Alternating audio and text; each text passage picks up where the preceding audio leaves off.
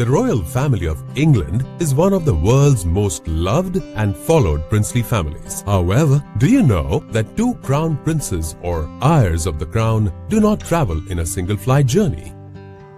The reason is pretty simple and evident. It is to protect the family's lineage in case the flight meets with an accident. The rule thus protects the royal line from breaking by limiting the damage. This strategy is also used while investing, called diversification. Investing your entire money in one asset class may be very risky.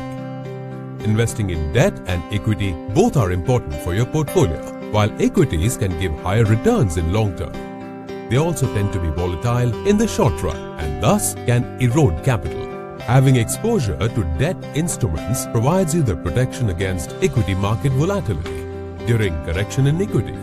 Debt can provide you the required liquidity and safeguard your long-term equity portfolio from loss booking. Call us now to invest in suitable equity funds and debt mutual funds to diversify your investment portfolio. Mutual fund investments are subject to market risks. Read all scheme-related documents carefully.